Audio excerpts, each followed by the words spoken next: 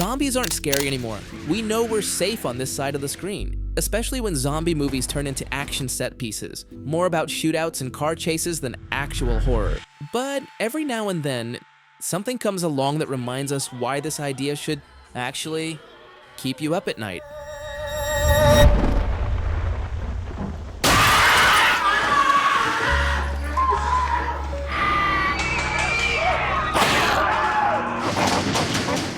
As a kid, this movie didn't give me nightmares about being chased or attacked by monsters. The nightmares came from imagining what it would feel like to exist in that world.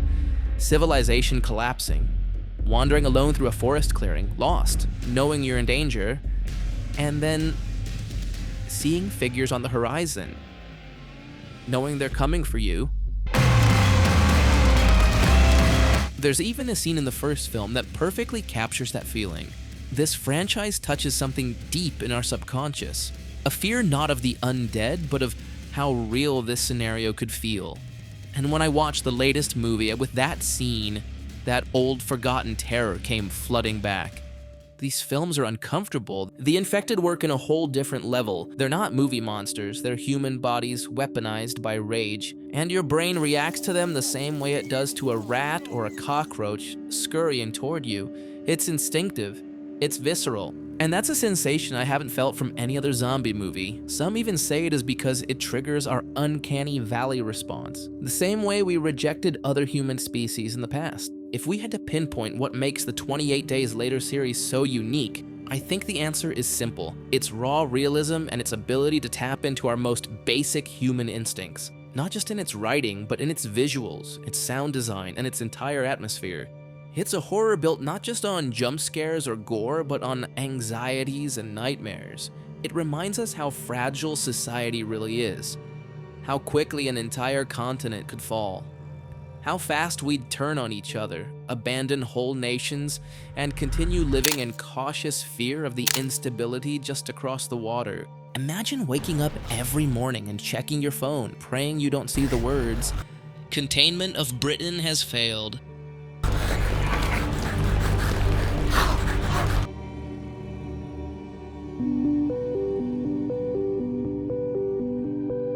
This is the movie that started it all. It was a reset button for zombie cinema. It pioneered so many ideas that are now cliches, but back then, they were groundbreaking. The clueless protagonist waking up to a destroyed world, the road trip bonding the survivors, the moral dilemmas of humanity tested under pressure. We've seen these copied countless times since, but even though it laid the groundwork for so many tropes, 28 Days Later avoids the predictable. Its execution and narrative feel alive in a way most zombie films don't. This movie earns its place as true horror because it asks the oldest, most unsettling question: what if this really happens? That proximity, the sense of this could be real, is no accident.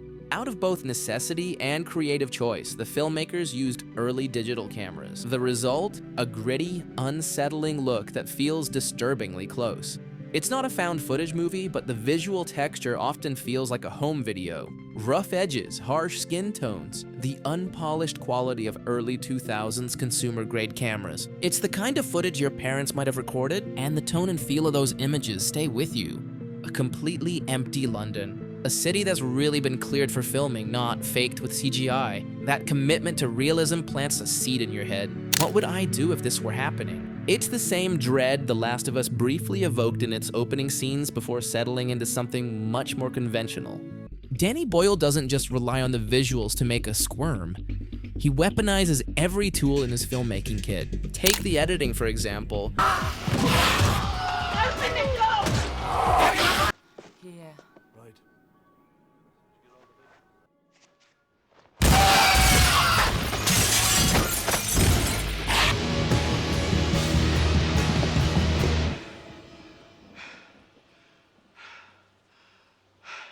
Longer than a heartbeat.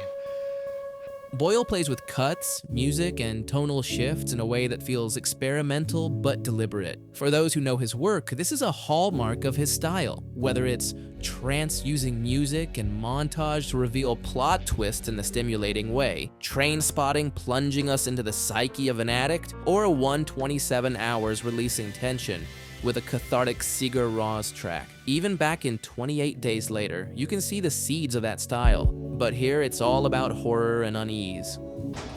Get the tar off. Right. Get it on. Hannah, come on.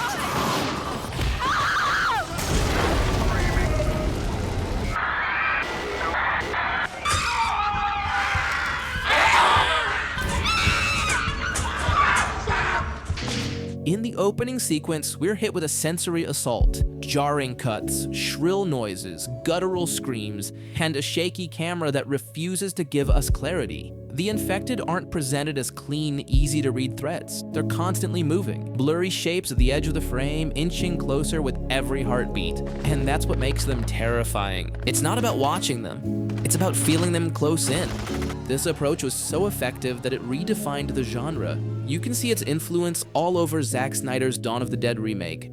From the sprinting infected to the chilling opening credits sequence, those credits are still burned into our collective memory, and they owe a lot to Boyle and Garland's groundwork in 28 Days Later. Of course, Snyder's film ultimately takes a more playful, action-heavy tone. It's fun, it's tongue-in-cheek, and that's fine. It's a remake of George Romero's Dawn of the Dead after all, but those hyper-real moments, the ones that ask, what would the world do if we lost control? Those came straight from Boyle's playbook. Are these people alive or dead?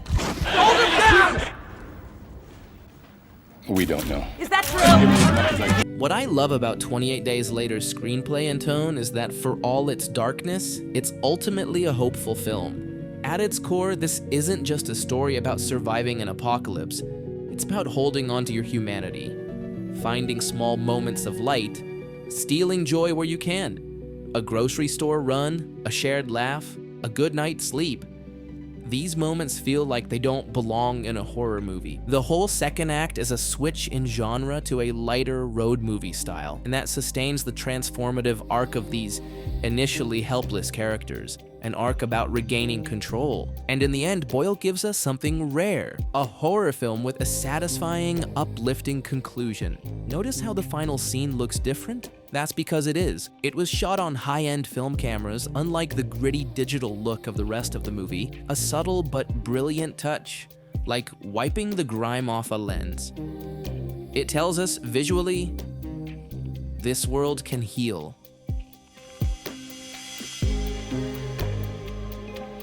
The sequel, 28 Weeks Later, almost feels like the inverse of the original in every way.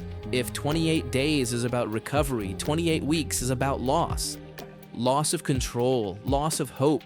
It's a film about how grief, human arrogance, and stubbornness make us repeat the same mistakes, while at the same time criticizing American incompetent interventionism. And while Boyle and Garland return as producers, their absence from the director's chair and script is palpable.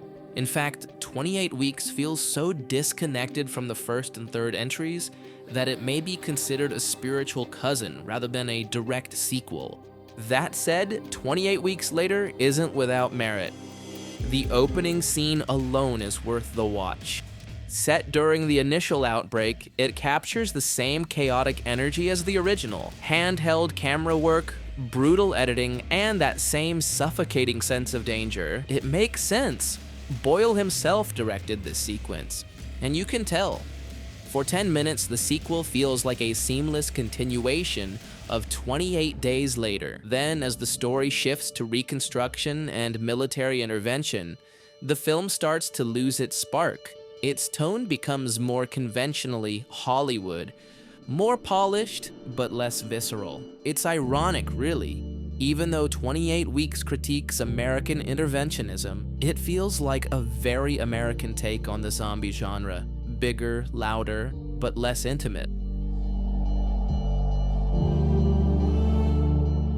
With just 2 films, and now a whole new trilogy underway, this franchise reshaped zombie cinema for the 21st century. It brought scientific plausibility to the genre. It swapped the supernatural to the viral panic.